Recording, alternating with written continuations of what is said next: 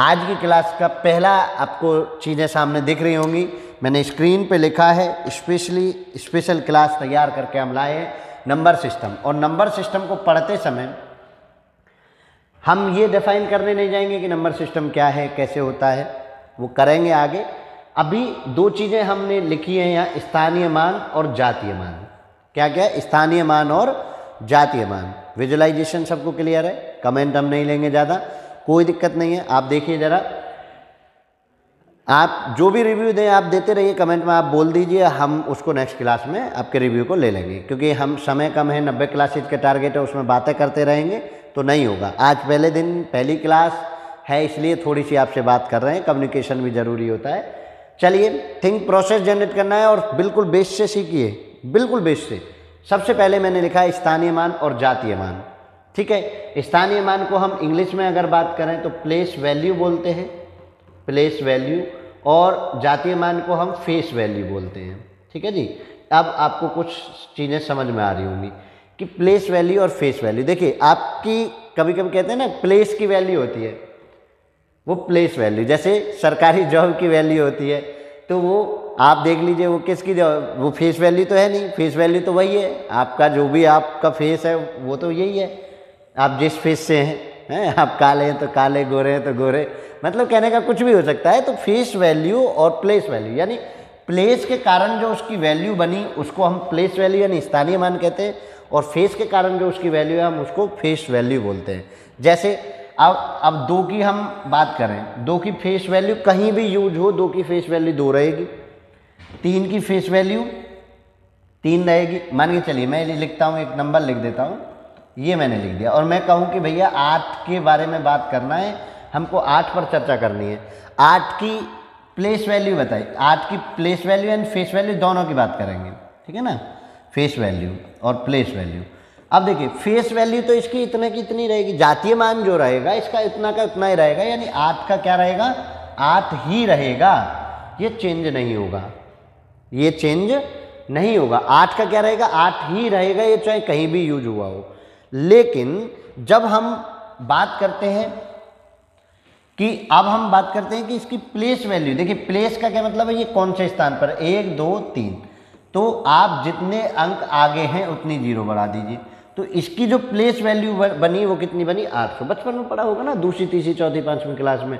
तो बस ये इसकी प्लेस के कारण वैल्यू है 800 और फेस के कारण इसकी केवल वैल्यू है 8। तो आप समझिए, अब क्वेश्चन ऐसे नहीं पूछता है एसएससी, क्वेश्चन पूछता है कि उसकी प्लेस वैल्यू और फेस वैल्यू में अंतर बताइए। क्या कर पूछता है, वो कहता है कि बताइए 8 की place value and face value में डिफरेंस बताइए। तो भैया आपको 800 प्लेस वैल्यू मिल गई, फेस वैल्यू 8 है, दोनों को माइनस कर दीजिए, 8 को माइनस कर दीजिए। अब देखिए, घटाना जरूर सीख लें। कुछ लोग यहाँ घटाते समय कुछ और ही लिख देते हैं, 8 में से 0 में से 8 घटा के 8 लिखते, मैंने बहुत बच्चों को देखा है। तो आप क्या करेंगे, यहाँ से कैरी मार्क्स लेकर 10, 10 में से 8 घटे 2, यहाँ 9 बचा था, यह 7, 792। ठीक है, तो दोनों का डिफरेंस कैसे आ गया, एसएससी जो क्वेश्चन पूछता है। तो प्लेस वैल्यू समझ आई होगी, फेस वैल्यू समझ आई होगी। एक आध मैं क्वेश्चन और करके दिखा देता हूँ ताकि आपको ज़्यादा आसानी से चीज़ें समझ में हो जाए। तो चलिए अब देखिए ज़रा, कैसे वो क्वेश्चन कह दे कि बताइए संख्या, ये ले लेते हैं 8 7 3 2 5 में 7 की प्लेस वैल्यू, मैं शॉर्ट में लिखूंगा place value and face value में डिफरेंस बताना है, फेस वैल्यू में डिफरेंस आपको बताना है। चलिए तो देखिए ज़रा, ये क्वेश्चन है, मैं इसकी 7 की, किसकी 7 की फेस वैल्यू और प्लेस वैल्यू में डिफरेंस आपको बताना है, मैं अंतर आपको बताना है, ये लिख देते हैं, अंतर आपको बताना है। तो चलिए सबसे पहले 7 की मैं फेस वैल्यू तो मुझे पता है कि फेस वैल्यू तो वही की वही रहनी है, अंक की अंक की रहनी है, भ्रमित नहीं होना है। फेस वैल्यू, कास्ट वैल्यू भी उसको बोलते हैं, फेस वैल्यू भी बोलते हैं, जातीय मान भी बोलते हैं। आप हिंदी इंग्लिश सब में पढ़ लीजिए। तो अब देखिए आपको क्या मिला, अब 7 की आपको क्या निकालनी, प्लेस वैल्यू। कुछ नहीं करना है, मैं भाई आपको मेथड नहीं सिखाने बैठा, मैं आपको क्वेश्चन को करना सिखाना है, कैसे क्वेश्चन करना है। 7 है आपका यहाँ, 7 को 7 का मैंने सीधा का सीधा लिख दिया, उससे आगे जितने अंक हो 1 2 3, उससे आगे के अंक गिन लीजिए, 3 अंक है, 3 0 लगा दीजिए। जितने अंक उससे आगे हैं उतनी जीरो लगा दीजिए, कोई तरीका नहीं, 1 2 3 ऐसे काउंट कर लीजिए, 3 जीरो आपने लगा दी।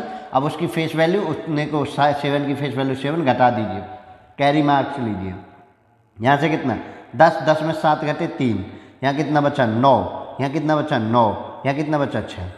आपका आंसर क्लियर है। घटाना जरूर सीख लीजिए। जिनकी घटाने में, जोड़ में, मल्टीप्लाई में, डिवाइड में जिनको प्रॉब्लम होती है वो डेली प्रैक्टिस करें। बहुत शॉर्ट पूछा जाता है, बहुत ईजी पूछा जाता है। एसएससी जीडी में मैथ इतना हाई नहीं आता है जितना आप समझते हैं, और जो भी आता होगा अगर डिफ़िकल्टी लेवल है तो मैं बताऊंगा आपको कि कैसे करना है। तो चलिए, आप फेस वैल्यू और प्लेस वैल्यू में अंतर समझ गए होंगे कि हमको कैसे डिफरेंस निकालना है, कैसे उनकी प्लेस वैल्यू निकालनी है। चलिए, तो आप इसमें बता दीजिए 8 9 2 3 4 2 में 9 की, ठीक है जी, place value and face value में डिफरेंस बताइए। चलो जल्दी से बताइए, place value and face value में डिफरेंस बताना है। प्लेस वैल्यू और फेस वैल्यू भी पूछ सकता है वो कि प्लेस वैल्यू कितनी है, फेस वैल्यू कितनी है। तो आपको कुछ नहीं बॉदर नहीं होना है, मैं डिफरेंस आपको बताना है। चलिए डिफरेंस बताइए, डिफरेंस कैसे बताएंगे। देखिए 9 मैंने देखा 9, 1 2 3 4, 1 2 3 4 मैंने जीरो ले ली, माइनस के 9, ठीक है, 10 में से 9 घटे 1, या 9 9 9 8 आपका आंसर। तो मैं जहाँ तक समझता हूँ आप place value and face value को बहुत आसान से समझ गए होंगे कि प्लेस वैल्यू क्या है, फेस वैल्यू क्या है। तो मैथ से डरना नहीं है। चलिए आगे बढ़ते हैं, आगे क्या है। चलिए नेक्स्ट स्लाइड में हम बढ़ते हैं। प्लेस वैल्यू फेस वैल्यू के बाद अब क्लासिफिकेशन, संख्या का क्लासिफिकेशन आप पढ़ेंगे। और देखिए हमेशा से मैं आपको बता दूं, वर्गीकरण लिखा हुआ है, क्लासिफिकेशन, क्लासिफिकेशन आपको पढ़ना है। अब आप क्लासिफिकेशन का समझ लीजिए, क्योंकि एसएससी हमेशा से जो है आपको एडवांस क्लासिफिकेशन पूछता है। क्या पूछता है? Advance classification. अगर आप एसएससी का कोई एग्जाम देने जा रहे हैं, चाहे एसएससी एमटीएस दे रहे हैं, चाहे एसएससी जीडी दे रहे हैं, चाहे आप एसएससी सीजीएल दे रहे हैं, चाहे सीएचएसएल दे रहे हैं, या और अदर भी एसएससी के थ्रू कोई भी एग्जाम दे रहे हैं, तो एसएससी हमेशा एडवांस क्लासिफिकेशन पूछता है नंबर सिस्टम का। आप केवल समेशन पढ़ के इसको पूरा नहीं कर सकते। तो चलिए एडवांस क्लासिफिकेशन की तरफ मैं बढ़ रहा हूँ कि इसका एडवांस क्लासिफिकेशन क्या है वो समझने वाली बात है। चलिए तो ज़रा देखिए एडवांस क्लासिफिकेशन यानी नंबर सिस्टम को, अब मैं लिखने की जरूरत नहीं है, मैं डायरेक्ट लिख रहा हूँ यहाँ। सबसे बड़ा जो नंबर सिस्टम आपको बताया गया है, समझाया गया है, वो है सम्मिश्र संख्या। संख्याओं का वर्गीकरण मैं पढ़ा रहा हूँ आपको। सम्मिश्र संख्याएं, हम इसको कहते हैं कॉम्प्लेक्स नंबर। क्या कहते हैं? Complex number. एक बार ध्यान से पढ़ लीजिए भाई, एक बार अगर आप ध्यान से पढ़ लेंगे तो आपको कभी दिक्कत नहीं होगी। कॉम्प्लेक्स नंबर, और कॉम्प्लेक्स नंबर का जो फॉर्मेट होता है, जो लिखने का फॉर्मेट होता है, इसको वैसे ना समझें, लिखने का फॉर्मेट a प्लस के आयोटा बी, ध्यान से समझिए, ये इसका लिखने का फॉर्मेट है, a प्लस के आयोटा बी। आयोटा का मतलब आई से बता रहा है, और आई का मतलब है इमेजनरी। आई का मतलब क्या है? इमेजनरी, ठीक है ना, काल्पनिक संख्या। जिसके साथ ये आई लगा के दे दे हम उसको क्या कहते हैं? काल्पनिक संख्या। अब देखिए इसमें दो आपको टर्म यूज हुए, ए एंड बी। क्या ये काल्पनिक है? क्या ए एंड बी काल्पनिक है? नहीं भाई, ए एंड बी नहीं है। आई जो बना रहा है वो काल्पनिक है। आई बता रहा है कि मैं इसके साथ अगर खड़ा हूँ तो मैं इसको कल्पनाओं की दुनिया में ले जाता हूँ, मैं अगर इसके साथ खड़ा हूँ तो मैं इसे सपनों की दुनिया में ले जा रहा हूँ। तो वो आई बता रहा है काल्पनिक नंबर है, न कि A and B. A and B फिर क्या है? ए एंड बी क्या है? ए एंड बी है भैया रियल नंबर। कैसी? वास्तविक संख्या। क्या है ये? वास्तविक संख्या। ये वास्तविक संख्या है। तो भाई ये तो वास्तविक संख्या हो, फिर वास्तविक संख्या कैसी है, काल्पनिक नंबर कैसी है, वो भी समझ लीजिए। तो चलिए अब देखिए जरा, आई को मैं देख लेता हूँ। आई पर भी एक बार क्वेश्चन उन्होंने सीधा सीधा पूछ लिया। एग्जाम मुझे ठीक ठीक याद नहीं आ रहा है कौन सा है, लेकिन आई पर उन्होंने पूछा। तो i equal to iota equal to under root minus के 1 लिखते हैं हम। क्या लिखते हैं? Iota equal to under root minus 1। अब इसका एक प्रॉपर्टी है, देखिए स्क्वेयर करें तो क्या होगा? आई स्क्वेयर इधर भी दोनों तरफ किया तो इधर -1 बना, आई स्क्वेयर इक्वल टू -1 बना।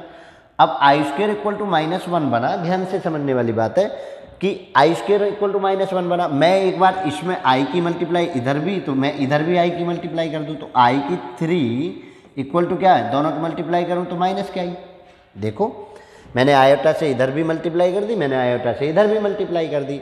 आई को क्या पढ़ते हैं हम, आयोटा, आयोटा, हम आई को क्या पढ़ते हैं, आयोटा। तो आई की 3 होगी। अब मैं अगर इसमें ए आई स्क्वेयर और आई स्क्वेयर से मल्टीप्लाई कर दूँ, इसी आई स्क्वेयर में डबल आई स्क्वेयर से मल्टीप्लाई कर दी तो आई स्क्वेयर की वैल्यू कितनी थी, -1। दूसरे आई स्क्वेयर की वैल्यू कितनी, -1। दोनों की गुना करूँ तो +1। यानी यहाँ से मुझे एक चीज़ मिली आई की पावर 4 इक्वल टू 1।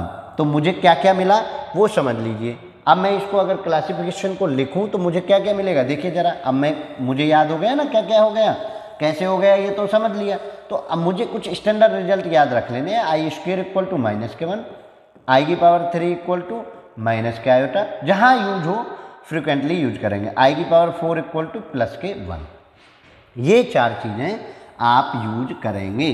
अब इससे एक और बेहतरीन क्लासिफिकेशन ये मिला है कि वो आई में कोई क्वेश्चन दे दे तो पावर 4 पर 1 बनाते चले जाइए, पावर 4 पर 1 बनाते। कल को वो पूछ ले कि आई की पावर 12 का मान बताइए, आई की पावर 12 का मान बताओ क्या होगा, तो क्या होगा मुझे क्या खूब अच्छे से पता है। आई की पावर 4 गुना 3 में तोड़ लिए, 4 3 12, तो क्या ये तो प्लस के 1 की पावर 3 तो कितना बना, प्लस की 1 की पावर कितना 1 की पावर तो कुछ भी हो 1 ही देगा।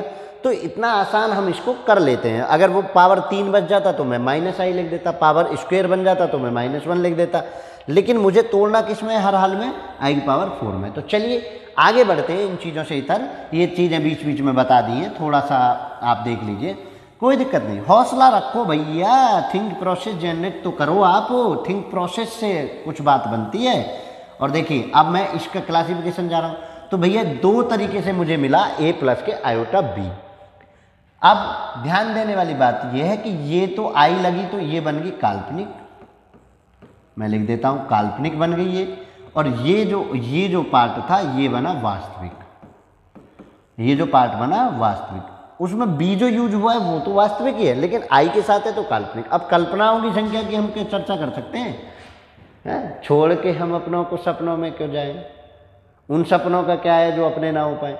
चलिए तो कल्पनाओं में ज़्यादा नहीं खोएंगे, खोना चाहिए।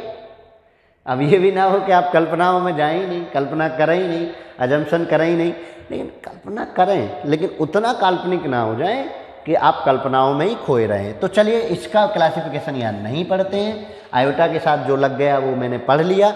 अब हम पढ़ते हैं वास्तविक नंबर। दुनिया में जितनी भी नंबर पढ़ रहे हैं √-1 के अतिरिक्त, भाई माइनस की जो इतनी संख्याएं थी अगर वो रूट में आ रही हैं, पावर में, फ्रैक्शनल पावर में आ रही हैं तो हम उनको कल्पनाओं की दुनिया में कह रहे हैं, लेकिन उसके अतिरिक्त जितनी भी संख्या हैं दुनिया में हम पढ़ रहे हैं उनको क्या पढ़ रहे हैं, वास्तविक। और वास्तविक तो अंग्रेजी में क्या कहते हैं, रियल नंबर, ठीक है ना। वास्तविक संख्याओं को क्या कहेंगे, रियल नंबर्स। अब रियल नंबर्स को भी 2 प्रकार से बांटा गया है, नंबर 1 परिमेय और नंबर 2 अपरिमेय, नंबर 2 अपरिमेय, ठीक है ना। एक तो हमने परिमेय पढ़ लिया, एक हमने पढ़ लिया अपरिमेय। तो हम इनको भी चीज़ों को पढ़ें कि परिमेय क्या होता है, अपरिमेय क्या होता है। ध्यान से समझिए। अब परिमेय की डेफिनेशन ये आती है कि भैया P एंड Q क्या होना चाहिए, फॉर्मेट होना चाहिए, और Q does not equal to 0 होना चाहिए, ऐसा कुछ पढ़ते हैं। यही तो पढ़ते हैं हम, P/Q, Q does not equal to 0, ये परिमेय की पढ़ते हैं। तो भैया मैं अगर ये लिख दूं √2/3 तो क्या ये परिमेय बनेगी, बताइए जरा। मैंने लिख दिया √2/3, तो √2/3 अब मुझे तो भाई P/Q के रूप में देखना है, P/Q तो मुझे नहीं है, लेकिन इसकी डेफिनेशन के साथ एक चीज़ और जोड़ दी गई है। देखिए मैथ में अगर आपको कहीं जगह ना मिले तो आप डेफिनेशन पे चले जाइए। उन्होंने कहा P एंड Q पूर्णांक होने चाहिए, पूरे अंक होने चाहिए। P एंड Q क्या होने चाहिए, पूर्णांक, ठीक है, पूर्णांक में पढ़ाऊंगा आगे। ये पूरे अंक होने चाहिए भैया, ये पूरे अंक है। अब √2 तो पूरा नहीं है, वो तो अंडर में है, तो हम इसको क्या कहते हैं कि ये जो है ये बनेगा भैया अपरिमेय। जहाँ जहाँ पूरे अंक में ना मिले वो बनेगा अपरिमेय। और जब जब वो P/Q के फॉर्मेट में बने और दोनों अंक पूरे हों, P एंड Q भी पूरा हो, तो हम उसको कहते हैं परिमेय। ठीक है, तो अपरिमेय ज़्यादा नहीं पूछा जाएगा, केवल आप ये समझ लीजिए कि जहाँ जहाँ पूरे अंक ना बने हम उसको अपरिमेय कहते हैं। जहाँ जहाँ पूरे अंक न बने हम उसको अपरिमेय कहते हैं। तो चलिए थोड़ा सा मैं अपरिमेय के बारे में आपको बता देता हूँ। किसके बारे में? अपरिमेय। देखिए, अपरिमेय को हम इंग्लिश में इरेशनल बोलते हैं। बच्चे पढ़ते हैं बहुत, इरेशनल लिख लेना आप, कोई दिक्कत नहीं। इंग्लिश वैसे भी मेरी कमज़ोर है, कोई दिक्कत नहीं। अपरिमेय देखते हैं। अपरिमेय किसको कहते हैं? भाई देखिए, 2 का अंडर रूट है कि पावर 1/2 लिख दूँ, अंडर रूट 2, इसको हम ऐसे लिख दें 2 की पावर 1/2। इसका मतलब क्या है? इसका मतलब ये है कि 2 फैक्टर होने चाहिए। कैसे फैक्टर? प्राइम फैक्टर होने चाहिए।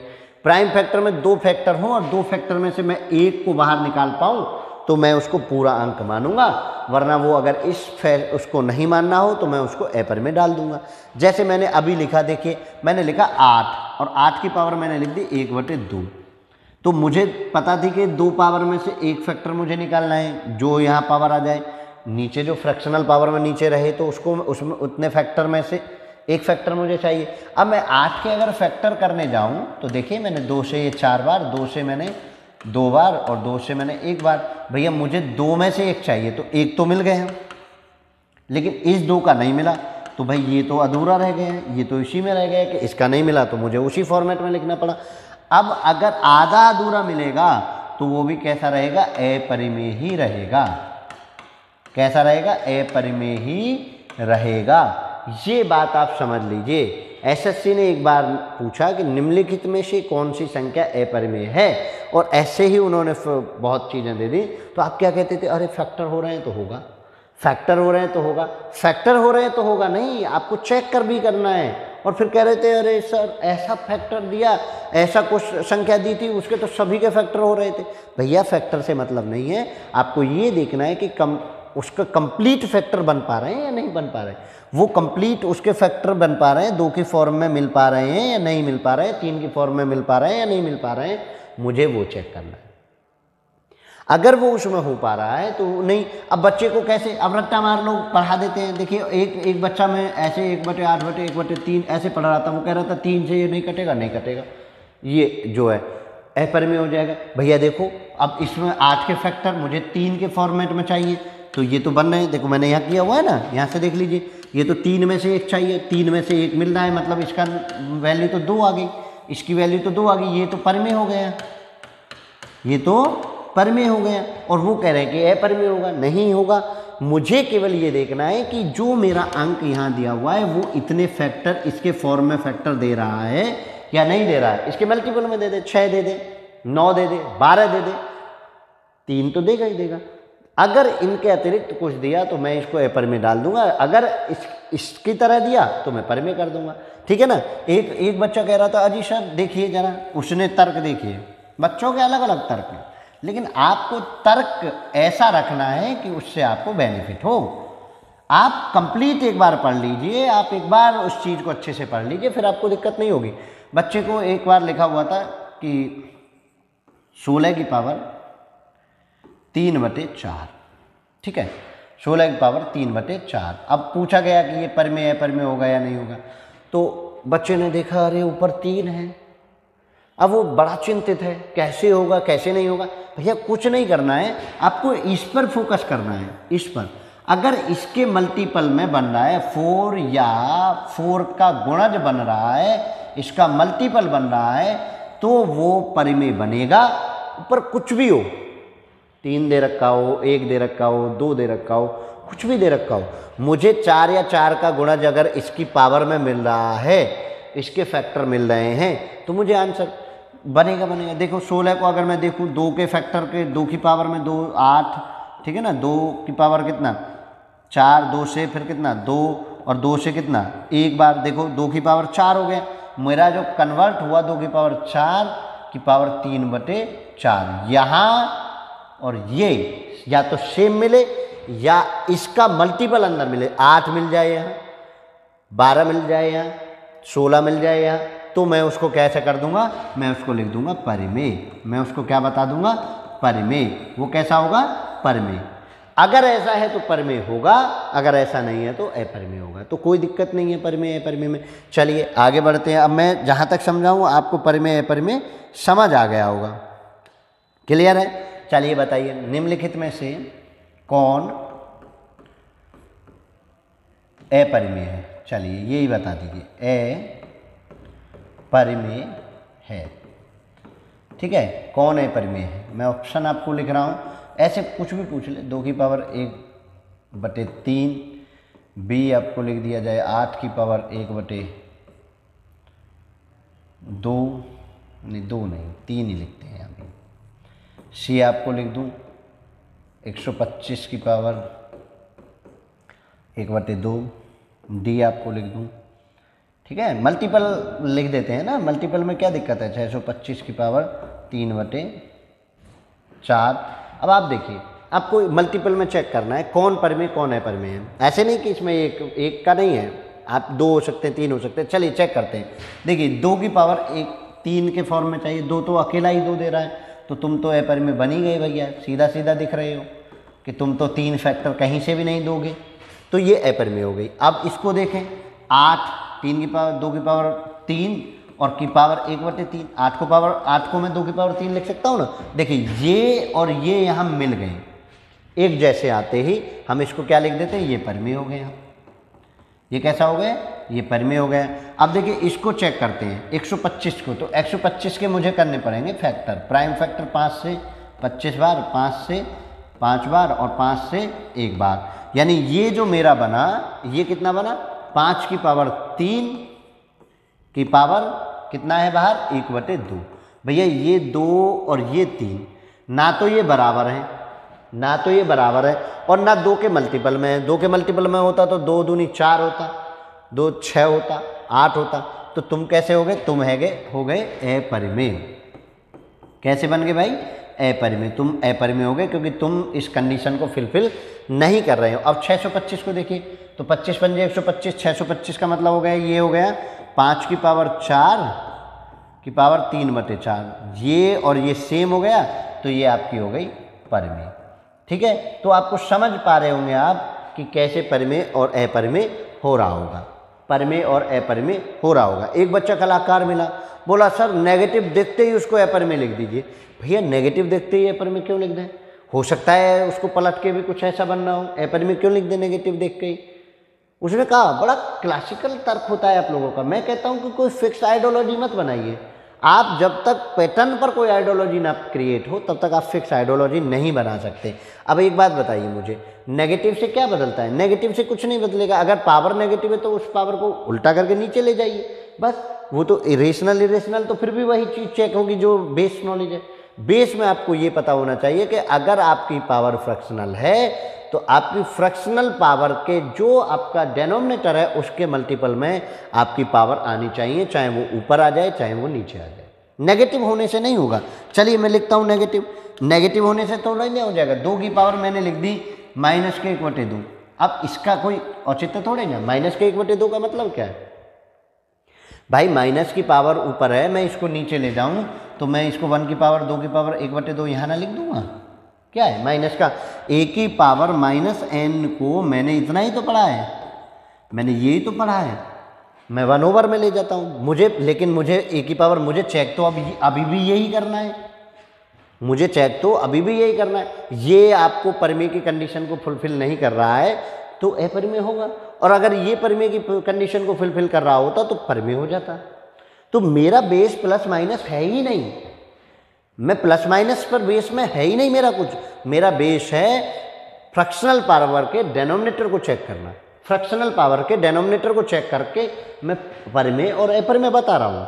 तो मेरा तो कभी औचित्य है ही नहीं कि मैं उस पर जाऊँ प्लस माइनस में। बच्चों ने बड़े कमाल कर रखा है, सर 3 ऐसे दे रखे थे, 1 नेगेटिव दे रखा, मैंने धड़ाक लगा दिया नेगेटिव। भैया धड़ाक लगाने से पेपर क्लियर क्रॉस नहीं होता, आप लॉजिक लगाइए। आपको जो बेवकूफ़ बना रहे हैं ना उनसे बचिए आप। ओवर इन्फॉर्मेशन से प्रॉब्लम होती है। ओवर इन्फॉर्मेशन मत रख लीजिए। आप अगर सटीक नॉलेज रखेंगे तो मैं ये कह रहा हूँ कि आपको दुनिया की कोई पावर नहीं है जो आपको एग्जाम क्रॉस करने से रोक दे। आप ना कम न ज़्यादा, ज़्यादा वाले भी बेकार और कम वाले भी बेकार। इसलिए जितनी ज़रूरत है, जितना सफिशिएंट है उतना पढ़िए। चलिए आगे बढ़ते हैं, ठीक है, चलिए आगे बढ़ते हैं। तो वर्गीकरण में हम परमेय पर पहुँचे। परमेय के बाद देखिए, ठीक है, परमेय को हम जो है और कुछ पार्टों में बांट देते हैं। परमेय अभी P/Q फॉर्मेट था, Q does not equal to 0 था।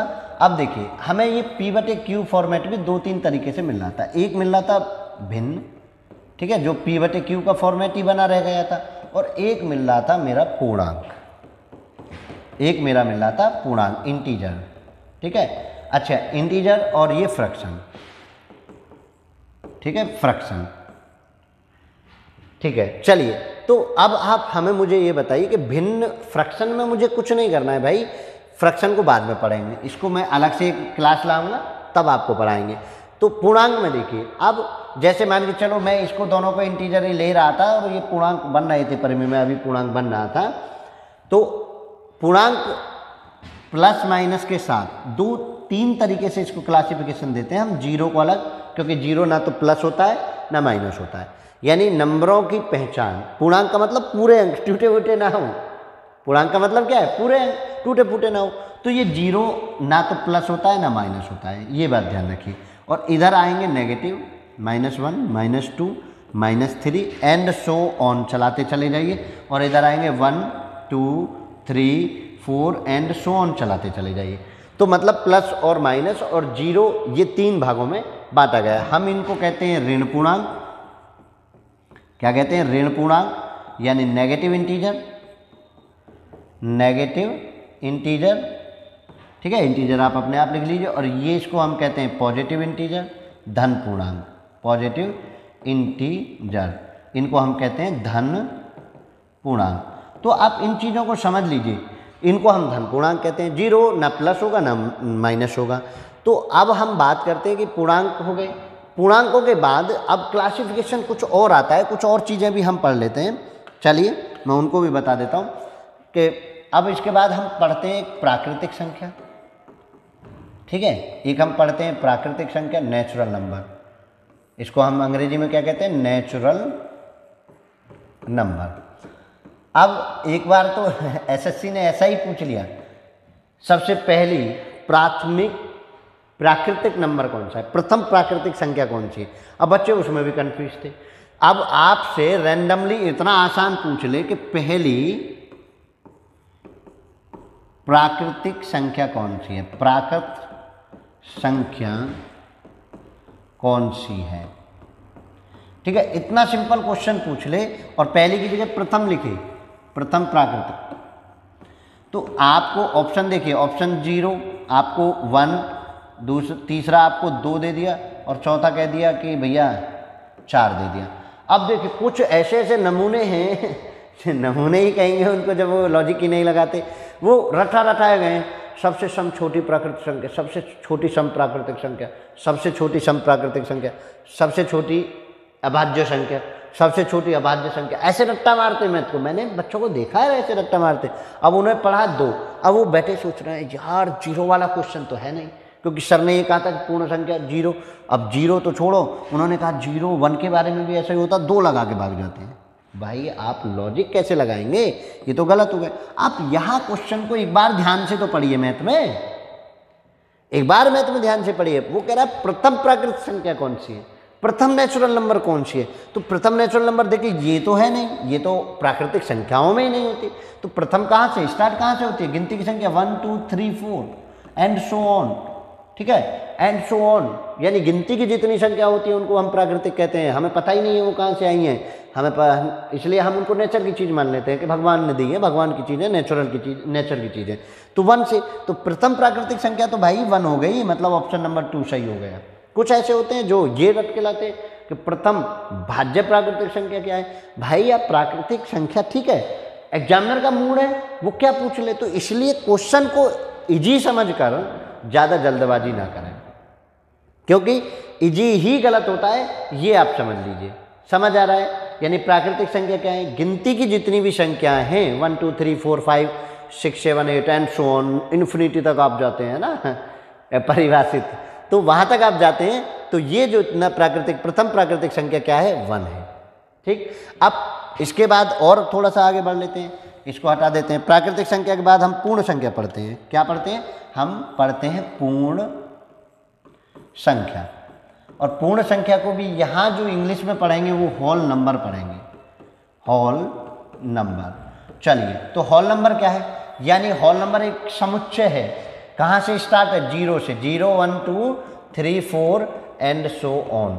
आप 0 से जब स्टार्ट करेंगे तो वो जितनी भी संख्याएं होंगी वो सब कैसी होंगी?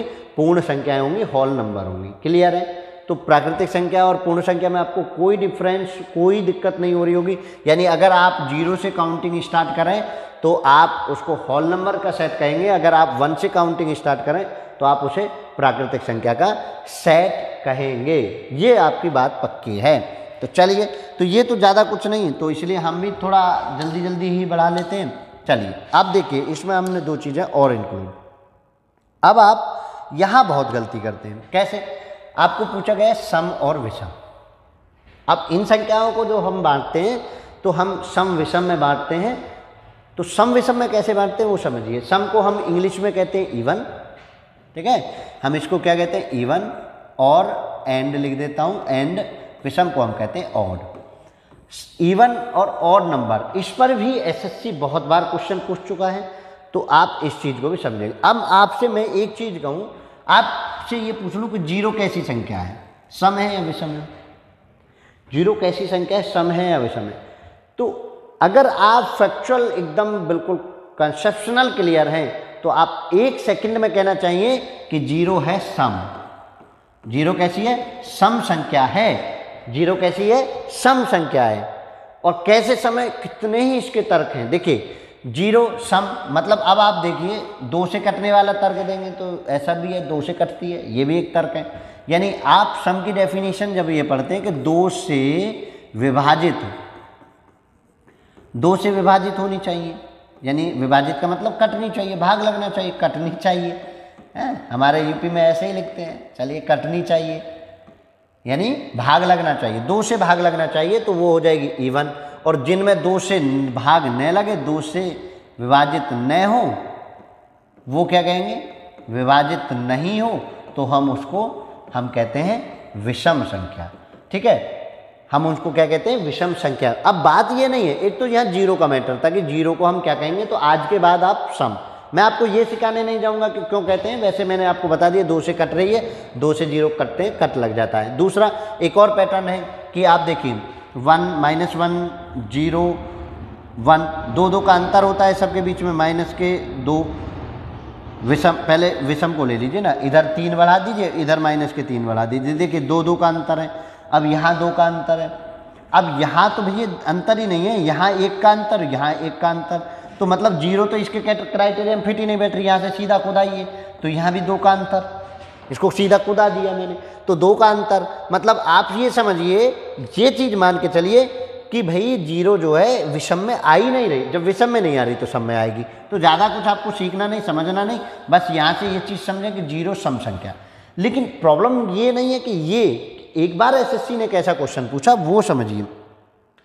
वो पूछ ले कि निम्नलिखित में से विषम बताइए, विषम कौन? ठीक है, विषम कौन है, वो देखने वाली बात है। दूसरा, तीसरा, चौथा, ऐसे उन्होंने बोल दिया। और विषम कौन है? 2n + 2n + 1, ठीक है, 2n +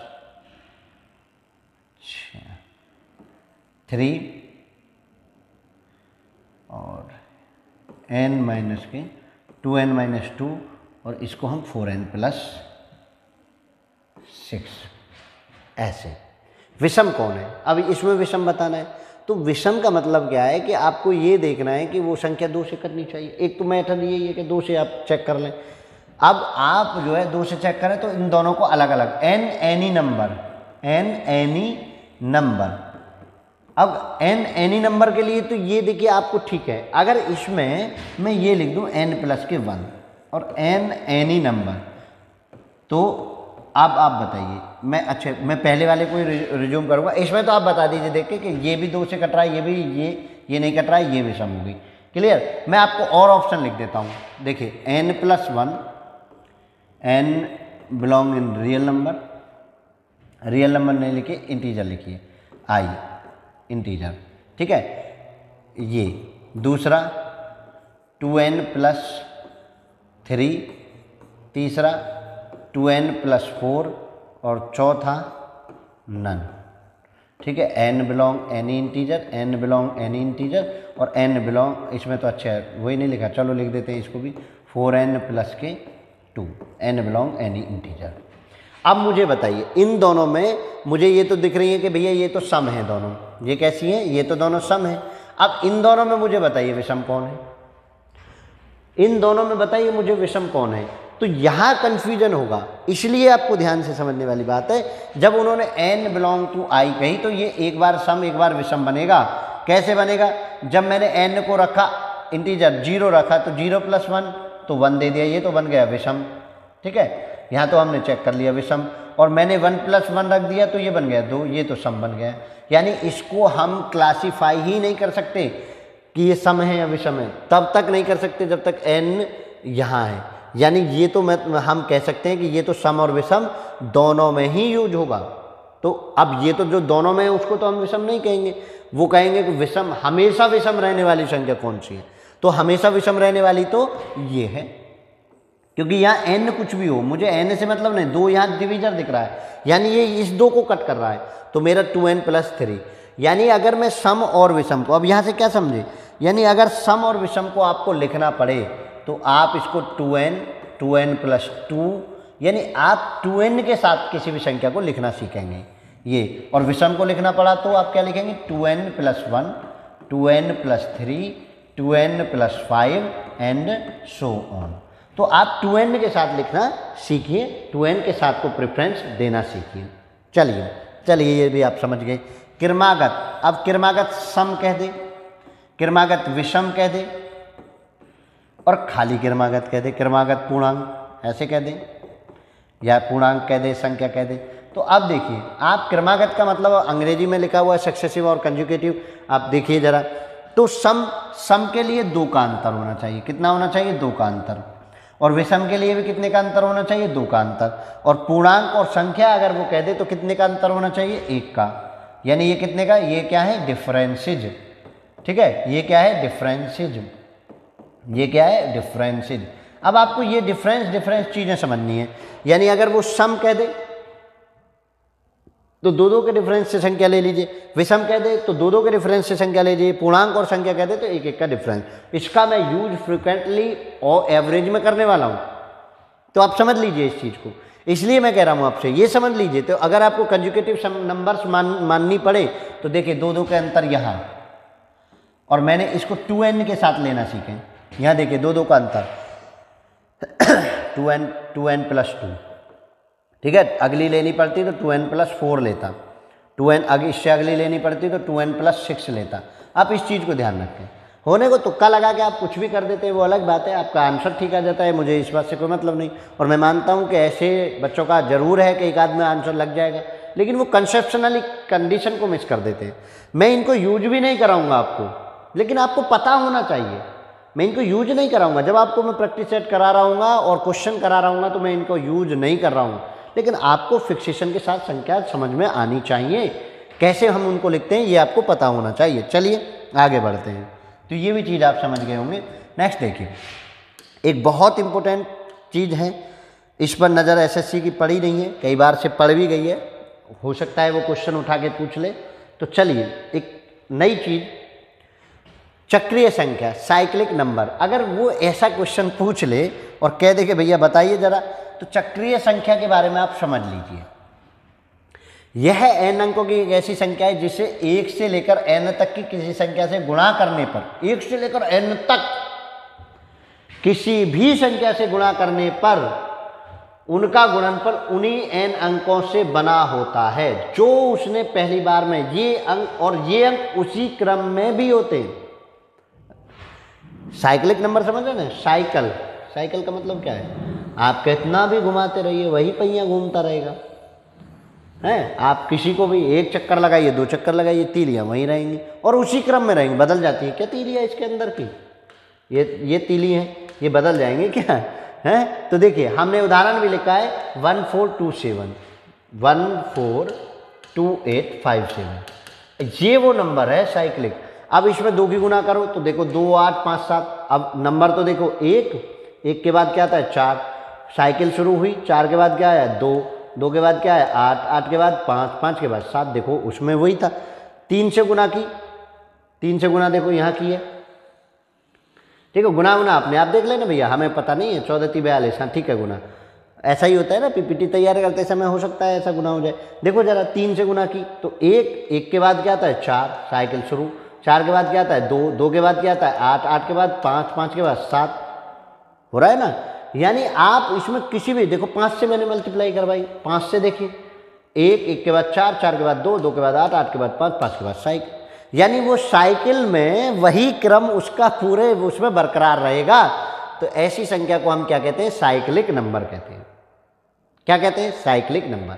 समझ लीजिए कोई नंबर अगर वो उसमें साइक्लिक कह दे, और 1 2 से मत मानिए आप अगर यहाँ 2 से कर रहे हैं तो वहाँ जाके 7 से गुणा करके चेक करिए और देख लीजिए कि अगर वो ऐसा हो रहा है। और 2 से ज़्यादा चेक करने की आवश्यकता नहीं, एक सम पे एक विषम पे चेक कर लीजिए, साइक्लिक नंबर हो जाएंगे। और ऐसे क्वेश्चन में आप किससे जाएंगे, ऑप्शन से करने जाएंगे, ऑप्शन से करने जाएंगे, ठीक है। और देखिए आपको प्रैक्टिस के लिए एक चीज़ और हम बता देते हैं स्टूडेंट, ये भी समझ लीजिए। प्रैक्टिस के लिए आप एक चीज़ समझ लीजिए, आप टेलीग्राम अगर चलाते हैं तो आप टेलीग्राम पे लिखेंगे Stenor classes for competitive exams,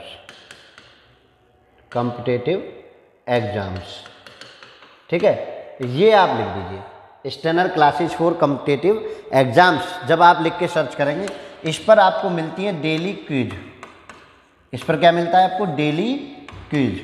और डेली क्विज में आपको करंट तो मिलेगी, करंट अफेयर्स की क्विज मिलेंगी, ठीक है। और इसके साथ आपको मैथ के प्रैक्टिस सेट और जो भी आपका टेस्ट पेपर रहेगा, मैथ, जीएस, हिंदी, इंग्लिश, इनकी सबके पीडीएफ और प्रैक्टिस सेट आपको यहाँ उपलब्ध होंगे, पीडीएफ और प्रैक्टिस सेट।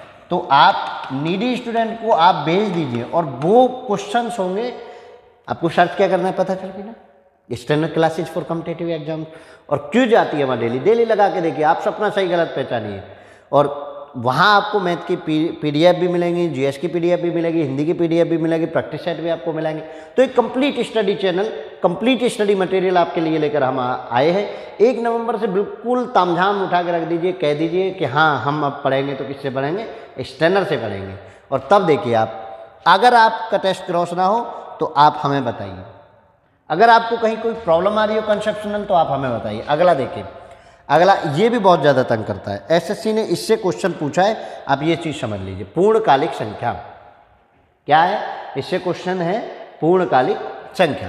पूर्णकालिक संख्या परफेक्ट नंबर, आप ध्यान से समझिए, परफेक्ट नंबर पूर्णकालिक। अब वो जब कन्वर्ट करता है ना तो वो कालिक को कहा जाता है, वो इसको भी पूर्ण संख्या ही लिख देता है।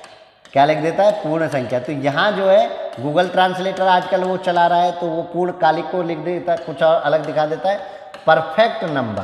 तो इस इंग्लिश से पहचानिए, और इंग्लिश से पहचान के उन्होंने मैंने डेफिनेशन लिखी है, अगर किसी संख्या n सबके सभी भाजकों का योग n को छोड़कर, भाजक का मतलब जो उसको भाग लगा सकते हैं, दी गई संख्या n के बराबर हो तो संख्या को पूर्णकालिक संख्या कहते हैं। उदाहरण के लिए 6, देखिए 6 को भाग लगा कौन कौन सकता है, 1 2 3, ये 6 भी लगा सकता है, ठीक है। 6 को मैं कट कर दूंगा क्योंकि हमने लिखा ना n को छोड़कर, यानी 6 को छोड़ दीजिए।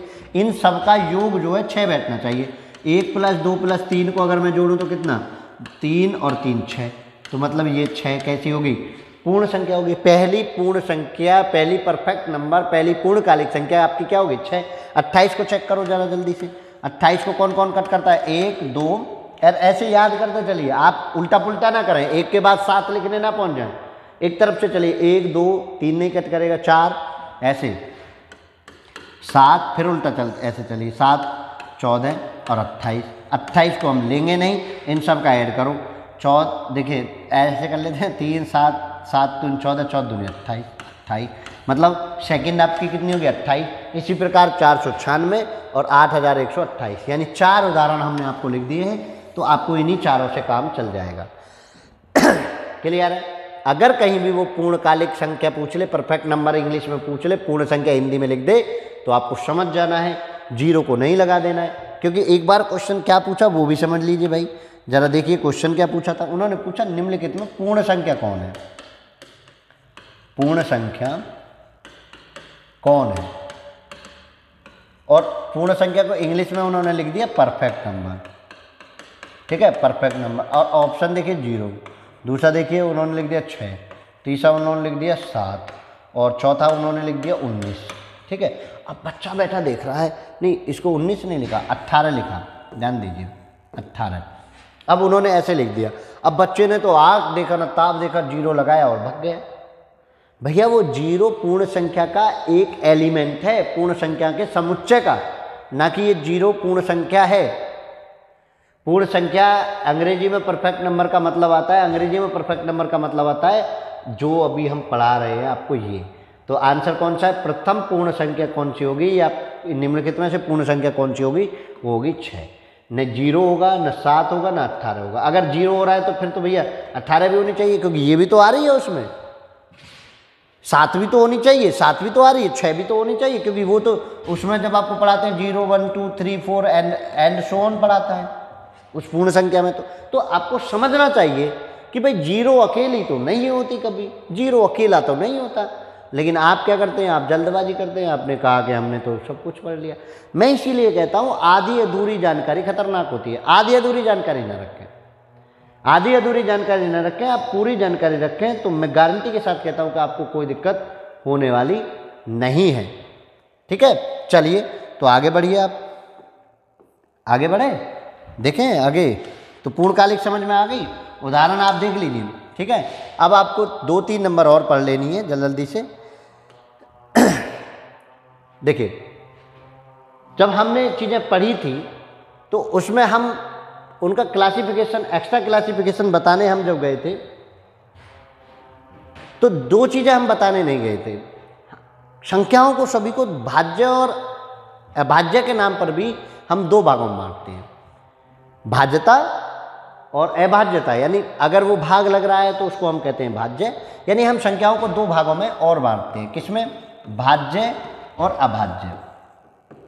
ठीक है, भाज्य हम इसको कहते हैं कंपोजिट इंग्लिश में अगर हम लिखें, और अभाज्य हम कहते हैं प्राइम नंबर। ठीक है, आप और वीडियो भी मेरी पढ़ी हैं, आप वहाँ से चेक कर लेंगे। तो अभाज्य और अभाज्य, भाज्य कहते हैं जिसके 3 या 3 से अधिक, 3 या 3 से अधिक गुणनखंड मिले, 3 या 3 से अधिक गुणनखंड मिले। और अभाज्य कहते हैं जहां केवल और केवल, केवल व केवल 2, और वो 2 भी कौन, 1 और इटसेल्फ। ठीक है, या तो वो संख्या खुद हो या 1 हो। तो हम भाज्य का क्लासिफिकेशन अभाज्य के बारे में बात कर लेंगे। अब देखिए, अब आप भाज्य अभाज्य देखिए मैं आपको कहता हूँ 0 कैसी है, भाज्य अभाज्य है। तो 0 को हम क्या कहेंगे, फिक्स पढ़िए भाज्य, क्योंकि 0 बहुत चीज़ों से, संख्याओं से करती है, सभी से करती है। 1, अब 1 को जब हम देखते हैं तो 1 ना तो 3 फैक्टर दे रहा, 3 देगा तो भाज्य में आएगा, 2 देगा तो अभाज्य में आएगा। यहाँ केवल न कम न ज़्यादा 2 चाहिए, न कम न ज़्यादा, पूरे के पूरे 2 चाहिए। तो ये तो भैया 1 कैसा हो गया, 1 न भाज्य हुआ और न अभाज्य हुआ। 1 न तो भाज्य हुआ और न अभाज्य हुआ। 1 के बारे में आ गई। 2 कैसे, 2 के देखिए, 2 का 1 फैक्टर तो 1 हो जाएगा, 1 2, यानी ये 1 से कटेगा और 2 से कटेगा, तो ये कैसी होगी, अभाज्य, यानी पहली अभाज्य संख्या। 2 के बारे में समझिए, अब पहली अभाज्य प्रथम, अभाज्य प्रथम है और सम है, केवल एकमात्र सम अभाज्य संख्या है ये। तो आप इस चीज को समझिए, समझ आ रहा है हम क्या कर रहे हैं। तो 2 जो हो गई वो अभाज्य होगी पहली, और केवल एकमात्र सम संख्या है जो ऐसी है। इसके बाद आगे बढ़िए, इसके बाद 3 भी कैसी हो जाएगी, 3 पे भी ये 2 ही फैक्टर है, 1 और 3, तो ये भी अभाज्य हो गई। अब देखिए 4 को देखिए, 4 पर कितने, 4 के भाजक कौन कौन है, भाजक गुणनखंड अगर आप ये समझ रहे हो तो इसको भाजक भी लिख सकते हैं।